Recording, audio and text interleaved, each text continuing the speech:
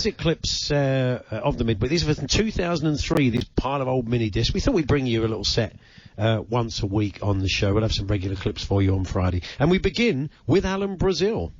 Now, let's say a very good morning to 24 minutes past 7 here in the UK. Very good morning to 24 minutes past. I must say a very good morning to 8:15, and later on I'll be saying very good morning to 9:32. That's a great clip. Yeah. Staying with Alan, here he is introducing a guest. Okay, now from Malaga, we're crossing over to Hollywood. The Oscars on, off. We'll find out our girl Rachel Richards, of course. This is South African cricket expert Neil Manthorpe on The Breakfast Show with Big Al and Mike Parry. Remember, right at the beginning of the World Cup, he issued a statement along with Flower, mourning... Oops. Oops. Wow, Andy, so this is a bit of a long setup, so take it away. I will. Here's a blast from the past. It's Gerald Harper and his show Champagne and Roses. Oh, yeah. Gerald was a distinguished actor who used to tell showbiz anecdotes interspersed with records by Frank Sinatra or Dean Martin. What's that got to do with sport, you might ask? And it's a good question. Anyway, here he is one Saturday night during his show. Wow, what a voice. I mean, what a voice, Dinosaur. And what about that beautiful little trumpet popping away in the middle? Dinosaur, I got it bad, that ain't good. Here's a song. Okay. He was a lovely bloke, Gerald. It was. We had some very interesting programming, didn't we, on talkSPORT back on the day. You may recall... The late great Mike Dickin was asked to present a kind of two-way family favourites for people of a certain age. This was reaching out to service people overseas, and it's people in Germany and different parts of the world where they were serving, and they called it touching base. And of course we did wonder. What about the also the religious one? A religious version of that called touching cloth, which we never did, sadly. This is Tony Cascarino, who used to present a show with Patrick Kinghorn, and Patrick had obviously made a big impact on Cass. Well, it just says here, just a little quote from the Racing Post. It says, not even a bungee jump could silence at the races betting analyst Peter Kinghorn. Patrick. Good old Pete Kinghorn. Sounds like an old jazz saxophonist. I'm doing clips as I go. You're a saxophonist. Anyway, Andy, keep broadcasting. Sticking with Patrick stroke Peter, here he is talking about Sir Alex Ferguson. They're looking forward to the matches and they're meant to be strong. United's top boss there, courtesy of Sky Sports News. Sky Sports News. That's my new show with Eric Hall and Maureen Lipman. Is that right? Marvellous. Back to Big Al and Mr. Parry taking a call.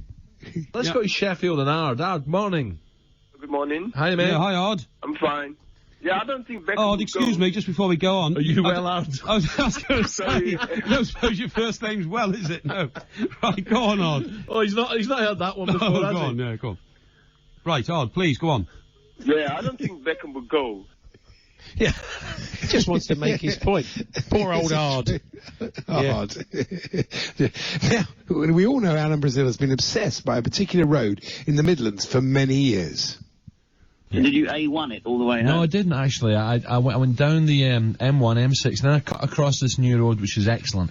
If you don't know, it's the A50 at junction 16. It goes from Stoke on the M6 right to past Derby on the M1, and then you go down the M1 a bit, and then you cut across on the A14. It's brilliant. It cuts out Birmingham. It's excellent. How are you, Rob? You okay? Good weekend? Yeah, not too bad, mate. I'm down at St George's Park doing my A licence, so lovely. I passed it the other day. I didn't realise it's just off that A50, isn't it? Yes, that's the one, mate, yeah. Not altogether sure, of course. Alan was obsessed with the A50, wasn't he, really? But then they put the toll road in. But it's just, I wonder if he just got a hate mail from Birmingham, because he says it's great, it cuts out Birmingham, it's great. Yeah, exactly. He didn't see Fort Dunlop for 10 years, Alan. Anyway, yes, the good old A50. Well, it seems like the travel presenters actually started taking advice from him. Now, there is an alternative route suggested. You can head via the A34 and the A449 through Stafford Town Centre, so expect delays through the town centre. But long-distance north-south travellers use the A50 between Stoke-on-Trent and the M1 junctions 24 and head through Derbyshire. Oh, don't you start. Really? What's next, Andy? It's Keith Arthur, excuse me, on Fisherman's Blues, taking a call. Bring back Stavros. Let's go to another Stephen, hello, mate. Good morning, how are you doing? I'm very good indeed, thank you. How are you? I'm absolutely fine. Up a little bit early, but I'm doing fine. What's your name? Keith. Keith, I'm Paul. Oh, you're... I'm Paul, but get called Stephen is my second name. But I tell the guy, my name was Stephen, but I like to get called Paul sometimes. Yeah, kind of lost interest there at some point. You know who that is, don't you? You know who that voice is. Who is He's it? not Finnish. He's only 28. That's definitely him. I'm telling you, absolutely. Of course it. Never in a million years. We'll ask the production team to line them up together. I'm telling you, that's him. Random Scottish bloke. That's all it was. No, it's him. No, never. This is Nigel Botherway talking to a caller who was clearly fascinated by his story. Right, here we go. Now then, this one's from Steve in Newcastle. He says, come on, you guys, get real. Newcastle, you know, it's up in the northeast. Right. Sorry, completely my fault. I cut out Mike Parry. Parry for some reason, talking about doing his Newcastle accent. Anyway, this is Nigel Botherway, believe it or not, talking to a caller who was clearly fascinated by his story. What do you reckon happened to me? You go to bed last night, first show I've done for a while, so I set the alarm at 5:15. You have all those anxiety dreams about oversleeping, missing the show and all that. 2 o'clock, I'll wake up, literally nearly hit the roof. A wasp stung me right on the ear, would you believe? Well, that's incredible.